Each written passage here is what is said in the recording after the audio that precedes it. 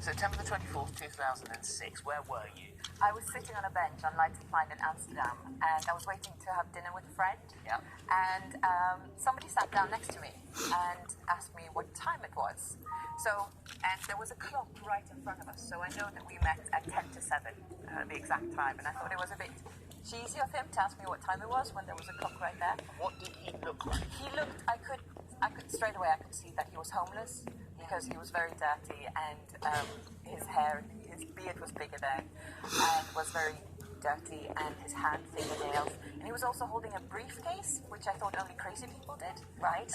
And then later on I found out that's where he held his sleeping bag and his beer cans of beer. But we started chatting, and I also noticed that he had the most beautiful brown eyes I've ever seen, and he just made me laugh straight away. So you chatted, I think your friend was about 10 minutes late, so you had about sort of this 10 minutes together. What were your first impressions of Emmy? What made you go and talk to her that day?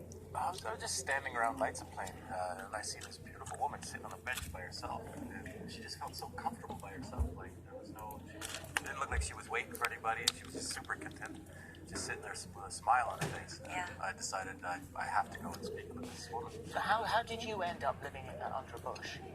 It was basically a European backpacking trip that had just gone a little bit too far. I'd run out of money earlier than I expected to, but I still had.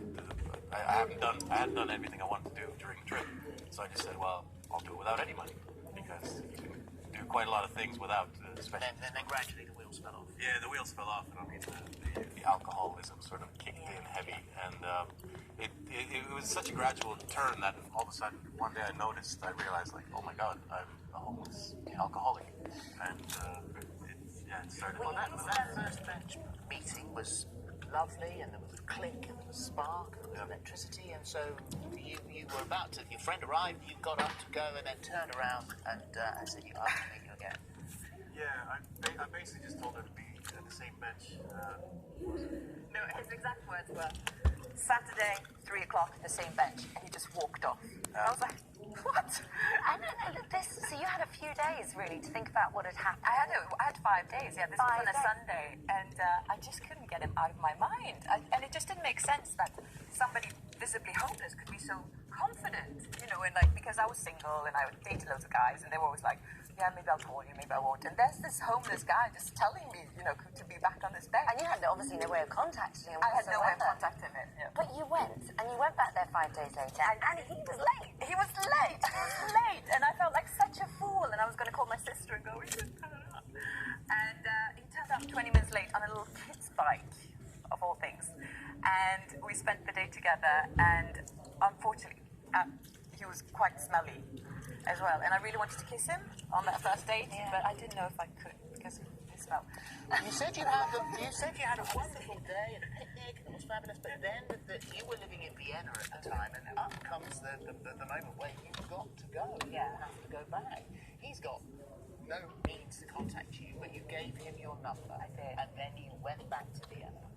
And I didn't know if I was ever going to see him again. I hoped I would, and I couldn't stop thinking about it. And then 3 weeks later, I just turned 30, and I just get a phone call on a Monday morning, and it was just Vic saying, I'm here now, and he'd followed me to Vienna, and we've been together ever since. How did you get to Vienna?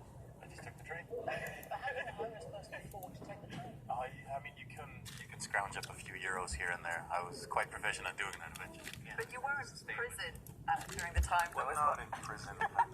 I'd been arrested for stealing a chicken, and it was on Friday afternoon, and they're not going to let out anyone till Monday because the whole magistrate, the powers that be, we're not home at the moment. So love is never sweet.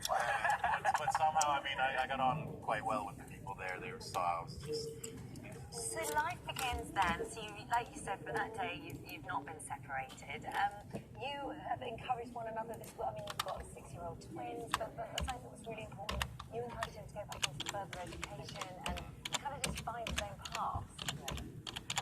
It was very important to me because I could tell how intelligent he was, and he's just an amazing man that it would be a waste if he didn't educate himself further.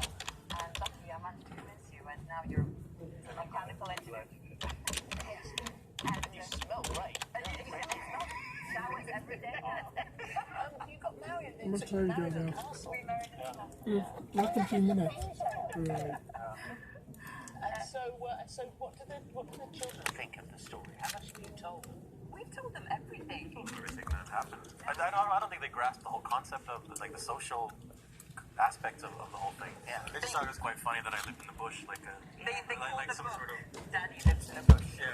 That's their title for it, isn't it? Well, this is the book, How to Fall in Love with a Man Who Lives in a Bush.